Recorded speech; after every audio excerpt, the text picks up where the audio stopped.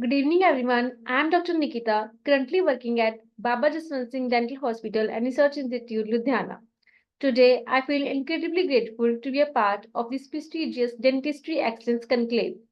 First and foremost, I would like to express my sincere thanks to Cynodent International and the Indian Society of Dentistry for hosting this remarkable event and creating such a valuable platform for students and professionals alike. As an intern, at this opportunity to present on the parental ligament is truly a privilege. It's a chance to not only share what I have learned, but also to connect with all of you in this amazing community of dentistry experts. A huge thanks to Sandan team for making this conference possible and for giving me the chance to contribute to such a significant gathering. I look forward to fruitful seminar and hope everyone gains valuable insights through it. So let's begin.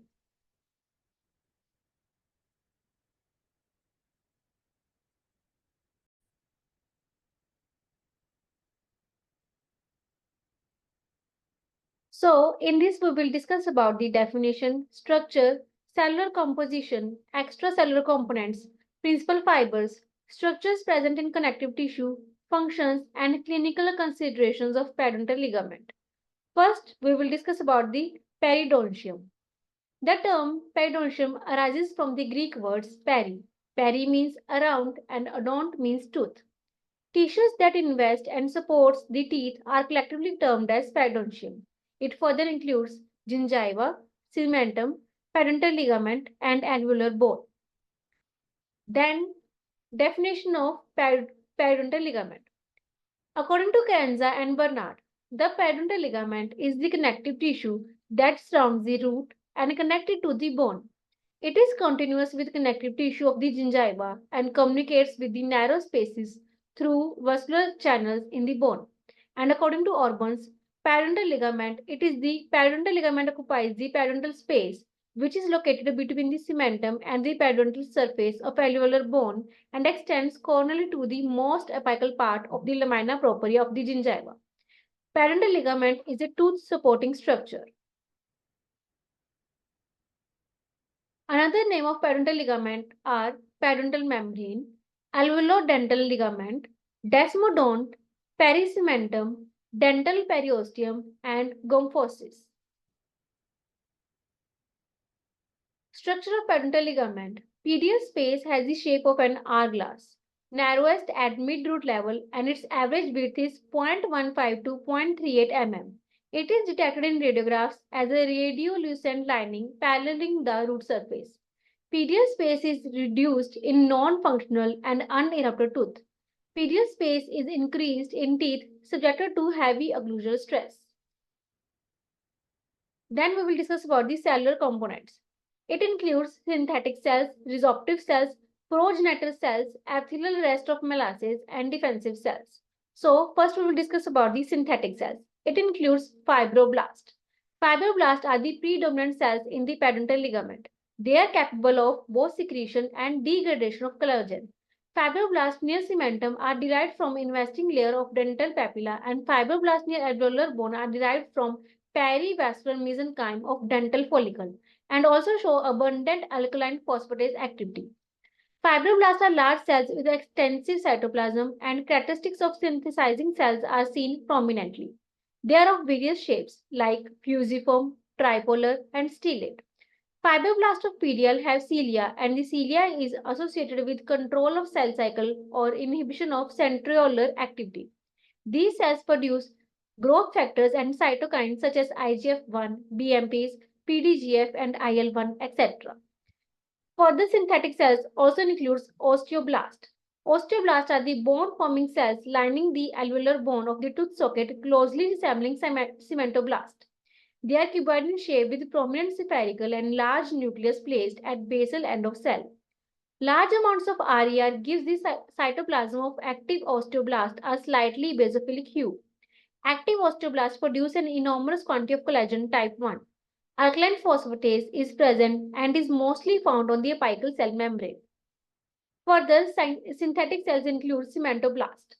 Cementoblasts are the cuboidal cells with large vesicular nucleus. They are active in cementum formation found adjacent to the surface of cementum and show all the prominent features of synthesizing cells. Cells depositing cellular cementum show abundant basophilic cytoplasm, and cytoplasmic processes and nuclei are folded and irregularly shaped. Cell depositing acellular cementum show prominent cytoplasmic processes. Further, we will discuss about the resorptive cells. It includes osteoclast. These resorb bone and tend to be large and multinucleated but can also be small and mononuclear. Multinucleated osteoclasts are formed by fusion of precursor cells similar to circulating monocytes. The part of plasma membrane lying adjacent to bone that is being resorbed is raised in characteristic folds and is termed as the ruffled or striated border. Are found against the bony surface occupying shallow depression called as house-shaped lacuna. Further resorptive cells include cementoclast. As cementum does not remodel, cementoclasts are not usually found in the ligament.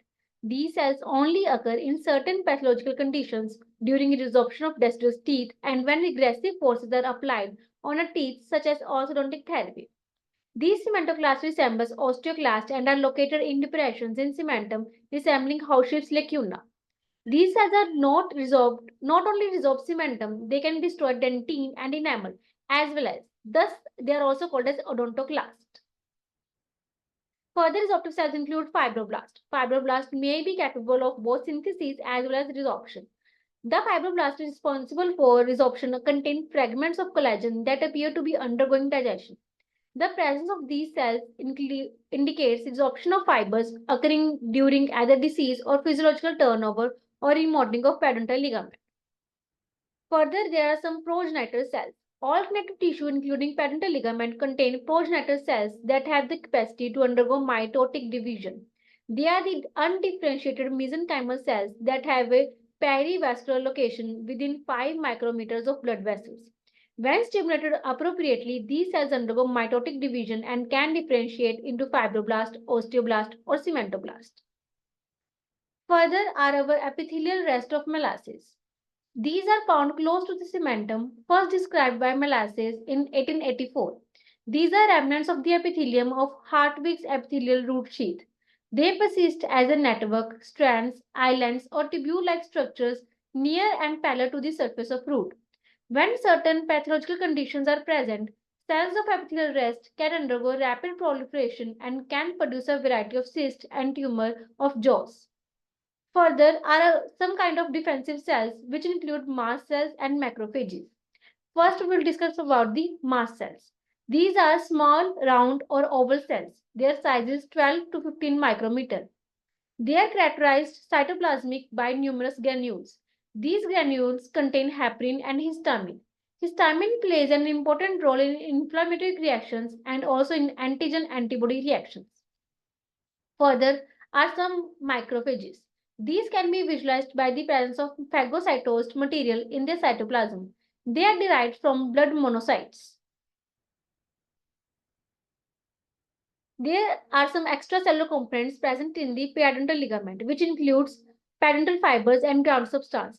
Periodontal fibers further includes collagen fibers and oxytocin fibers, and ground substance includes proteoglycans ground substance and glycoproteins ground substance. First, we will discuss about the periodontal fibers. Periodontal fibers are collagenous in nature, arranged in bundles, follow a wavy course. Terminal portion of these fibers that insert into the cementum and bone are called Sharpie's fibers. They are scanded fibers provide elasticity. First, we will discuss about the principal fibers. Principal fibers further includes transeptal fibers, alveolar crust fibers, oblique fibers, horizontal fibers, apical fibers, and interradicular fibers. First is our alveolar crest fibers. They radiate from the crust of the alveolar process and attach themselves to the cervical part of the cementum. These fibers resist tilting, intrusive, extrusive, and rotational forces, most often confused with dentoperiosteal fibers. Next is our horizontal fibers. They run at right angles to long axis of tooth from cementum to bone.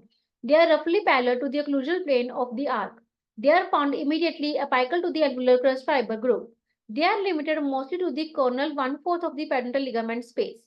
These fibers resist horizontal and tipping forces.